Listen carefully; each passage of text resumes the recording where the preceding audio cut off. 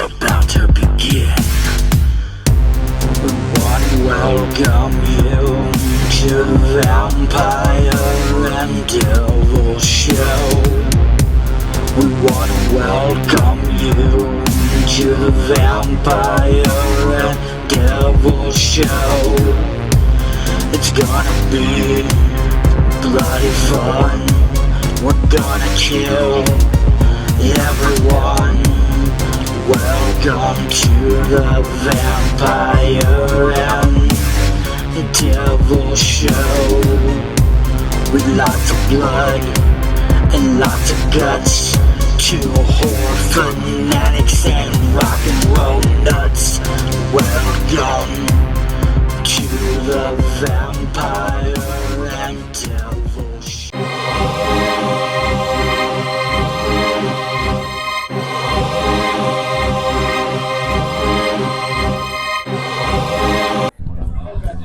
What's up there, Fangs? We're coming right back at you again here at FrightReads in Maryland. We're creeping around, making some friends, having some great conversations, and we're going to continue those conversations. We got Vampire, we've got Devil, but more important, we've got Sean Whalen. How are you guys? Vampire, Devil, what's up? Absolute pleasure, Sean. Thank you for a little bit of your time. Thank you. Absolutely. And first and foremost, how's the con treating you so far? Very fun. I've had a really good time. I got a little gift bag with some Old Bay and some Utz potato chips. Got a world famous Maryland hot dog. Like, it's all good. But you also have some Maryland in you, though. I have some Maryland in me, yes. Born and raised in Annapolis, Bowie, and Montgomery County, Maryland. I lived in two places my life, Los Angeles, California, and Maryland. Yeah, that's it. That's how you can tell you're a real Maryland person, because people like me, I'm not from Maryland to begin with. Yeah. When I first see Bowie, I call it Bowie, and everybody yells at you. Oh, yes. Bowie, so oh, yes. That's how you can tell he's a real Maryland person when you say the name right. Right, 100%. Bring you burger cookies? I have burger cookies in the gift bag. Nice, awesome. But you're also here with a bunch of your colleagues from People Under the Stairs. This convention is very old and new. I have my first movie I ever did with Brandon Adams and Jan Birch from People Under the Stairs. And I'm also, my new movie, Crust, that I wrote, produced, directed, and starred in, has my female co-star Rebecca Kennedy here. So it's like my first movie and my latest movie together in one convention. So that's very cool.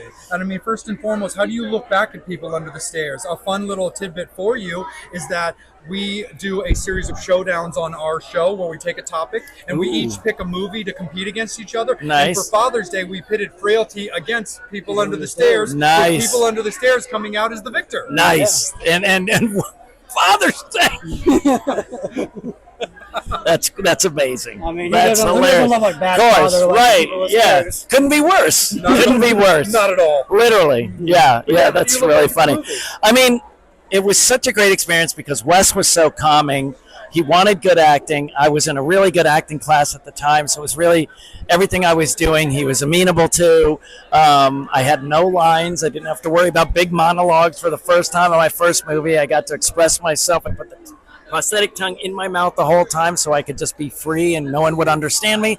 It was just fantastic. And it was my first time on a set, and it was the movie that's got me to quit my waiter job. I had one shift that I was hanging on to, I don't know if you guys have done this at the bars or, That's my day job. Yeah, right, but that one shift, you're like, okay, I could give up everyone, but not that shift, it's the great shift, right, the big money one, and I didn't want to give it up, but it was the one that like made me go, oh, now I have to live like an actor, and the goal is not to be waiting tables in a couple months again. So it changed my life, and then got me into the horror community. When Facebook blew up and people reached out to me, then I got into the horror community, and horror is now taking off. The community's great, and I love comedy, and comedies aren't selling right now, but I love horror enough to make horror comedies right now. So it's great. So it's like the best of both worlds for me, and the horror community couldn't be more supportive of people. How did the script find you? I wrote it. I wrote Crust. No, sorry. People Under the Stairs. Oh, People Under the Stairs.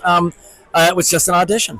Just an audition of, I went to my acting coach. We figured that it wasn't just rolling around on the ground with hardly any clothes on, screaming and laughing. It was more to it.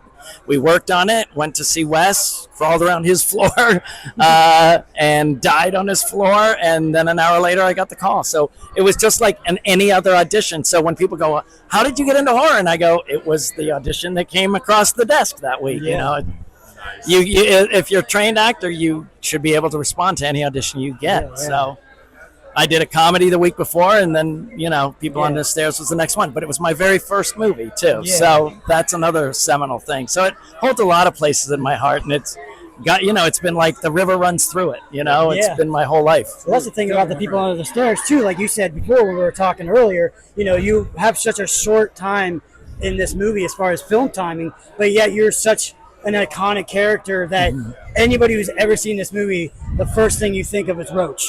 Right. Out of every other thing, Roach is everybody's favorite character. How cool is that to be in a movie like this that is so it's so awesome that you're an iconic character that everybody loves, like you said, and not having that much screen time. Yeah, I mean, I think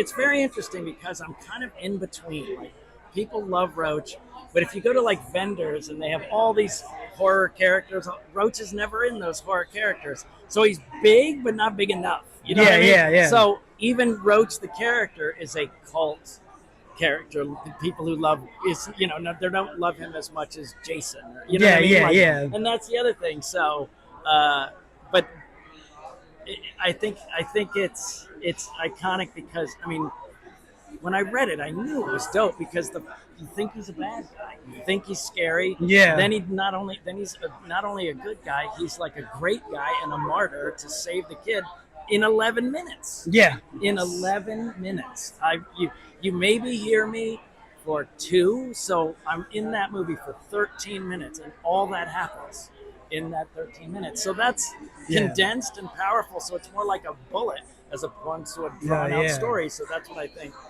helps the thing. And then obviously, anybody who's fans of non-horror movies, how was it just being in the movie Twister? Because everybody loves that. I love that. I mean, it's just an awesome cast. That was because of the milk commercial. This milk commercial that was very popular. Spielberg loved it.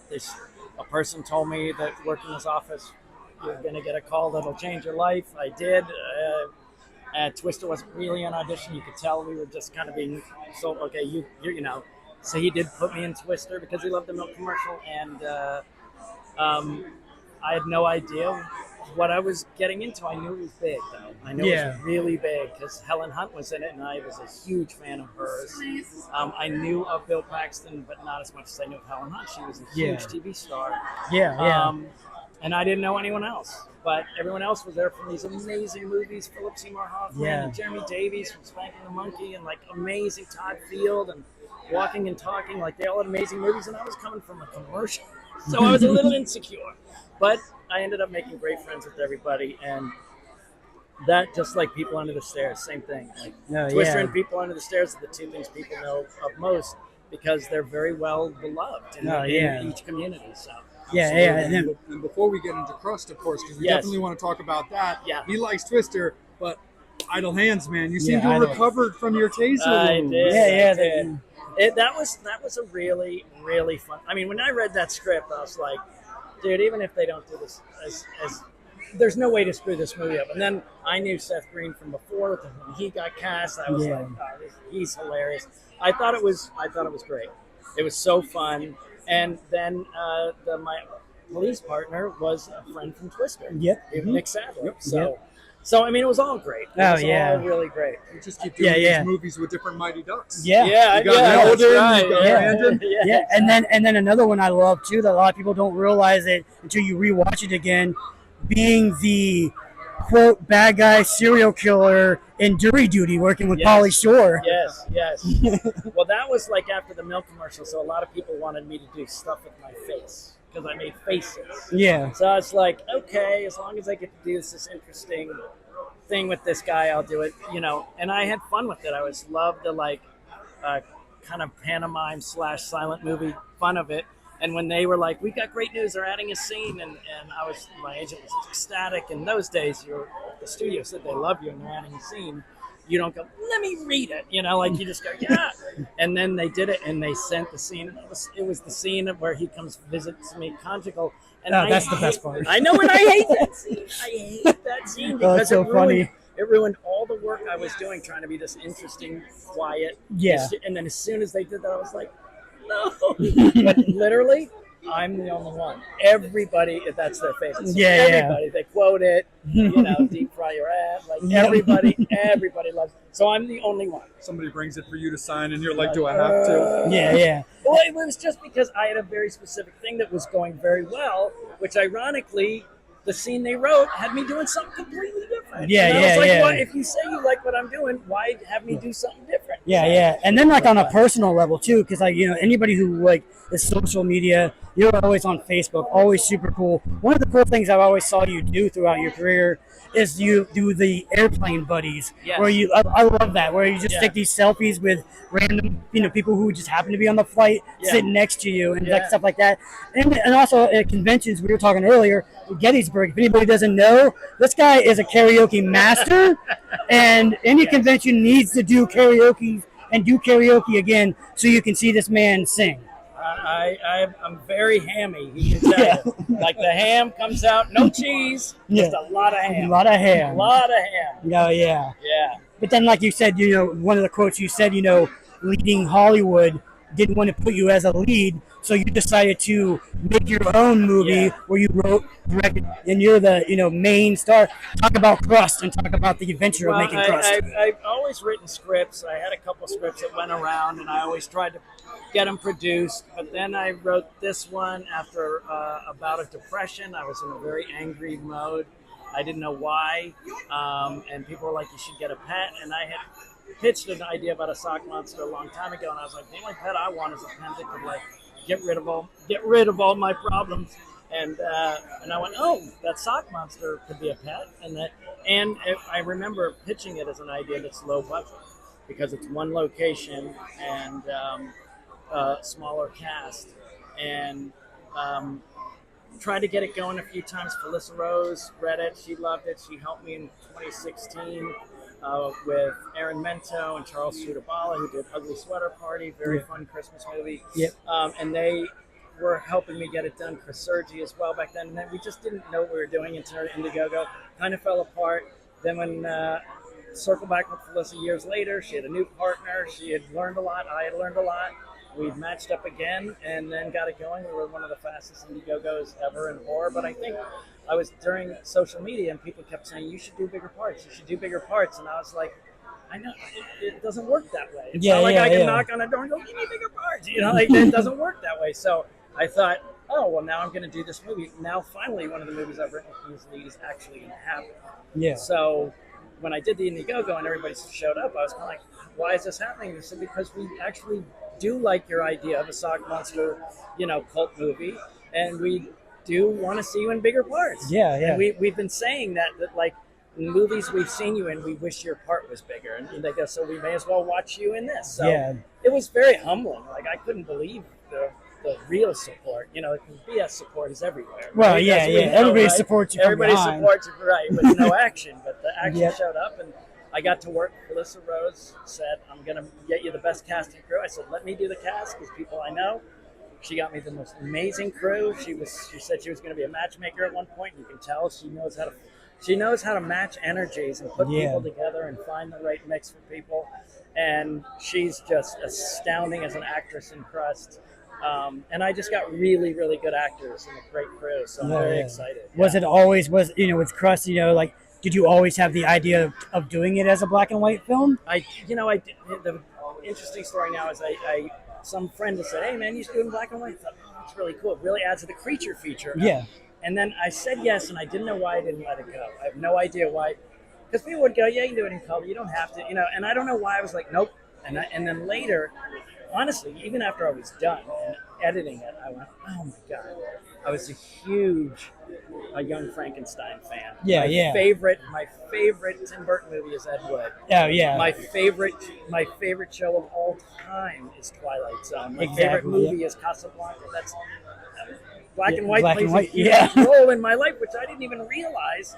And I was fighting for something I didn't even understand why I was fighting for. And even in comedy, Devil and I are big Kevin Smith fans, so There it's got you a go. Clerks Yes, aspect. yes. Yeah. Oh, it definitely has it has a Clerks aspect as well. Yeah, it's fun. Yeah. No, so I mean, yeah, I love Clerks. The acting's I love you guys, but the acting's but he used his friends. But no, I hadn't seen it, and then I watched it, and I go, oh, he's creating this great world where these uber intelligent and pop culture people work these really crappy jobs. Yep. Which is not like how normal mostly is, which makes it a really cool vibe. And I go, oh, now I get it. Like I really get it. I was an acting snob, so I would watch that. So that's fine. Sorry, Cal. But anyway, We won't tell him. But anyway, so I'm just very proud of it, and it turned out great. We're getting good reviews. We've got good reviews that I can't even post yet because we'd rather post them closer to the streaming release, which is November 12th. Yeah, I saw that you posted about that. So we'll have but we have a lot of good reviews, which is great. And you do have a screening tomorrow. We do have a screening tomorrow in Maryland. If you're in Maryland, you can go to any of my social media at Sean Whalen Actor, Facebook, Instagram, TikTok. There's under my picture. There's a link tree. You click it there, and you can buy tickets. $10. It goes to charity, and bring your friends. Yeah. I can't wait to see it, man. It's Dude, I hope it's you just, guys dig I it, mean, man. it's just a cool concept, and like yeah. being the fact that we're huge fans of you. Yeah. So I'm like, oh yeah, man, this makes sense. And like you said, we want to see more of you in movies. So why not get a whole movie where you? Right. It's all you. Yeah. We'll Absolutely. see. Because even in Chrome's Skull, we only got you for Yeah. so long. You laid to rest. Well, I was there like pretty early. Yeah, Like, you were there. It was me and Kevin, and God, who was the third? Was it just me and Kevin were with her? Yeah. And just me and him with her. Yeah. And we were there the whole time. Man. And then he's like, yeah. And then you die at the end. He goes, but we really get to know you and like you. And I go, I mean, even 3 in Hell character, man, you were such a nice so guy. That's a great story though, because we went there, and the first scene is her running into me. The second scene, it was not that at all. Like not even close. It was me like, get down there, get to work or whatever. And then she kills me. And then when I did the first part, I did it more wide-eyed and soft, and Rob goes, well, it's way better. He goes, but now my second scene doesn't work at all because you're so sweet. And he goes, and it's not as shocking for her to kill a really jerky guy like being mean guy. Then everyone's going to go, yeah. You're supposed to start to think, oh, she's flipping out. She's starting to flip out. So me, Rob, and Sherry wrote that grape soda scene in like 15 minutes sitting in chairs. Wrote it right then. Made each other laugh. We're making each other, try this. We're having a great time. And then we went and shot it. Nice. And I love that scene. I love that scene. She and I had the best time. So when it wrapped, it was very funny. When it wrapped, I sent them 2 little pins because they have pins on all their jackets. And it said grape soda on both of them. So I remember seeing her at the wrap party, and she goes, I was going to wear my grape soda pin, but Rob wouldn't let me. And then I saw him like 3 months later, and I go, yeah, she told me. He goes, that's bullshit. So he's like, she wasn't going to wear that pin with that nice dress. Yeah. But no, I mean, but I love them. They're the sweetest couple. And that scene is so good because, like, Devin and I were talking about when we were coming up to doing this because, again, obviously we're also very much fans of your work and we have many of your movies and stuff like that. And I was like, well, he's there for people under the stairs. Yes. I love Idle Hands. Yeah. And Laid to Rest was great. But then I was like, no, 3 from Hell, and that poster's been my newest little pet project. That's what I'm bringing for him. And you wrote Grape Soda. Yep. Well, that's what I love. I loved when we did the grape soda because that was my punch up there. Like root beer, like there's beer in it. Yeah, like there's beer in the word. She's like, no. Because in that scene, it's like beer, we're partying, right? When you go by, because you don't know what happened, and then you see the aftermath of you. Yes. You feel so bad for that character. You're like, he was just some nerdy kid who just wanted to hang out with a pretty Sherry. And I love that she, the way she did it, when she's like, no, I want to party. And I don't want to. Like, not me, please. Because I know what you're. No, it almost made me laugh every time when I said, "You look like that lady on TV."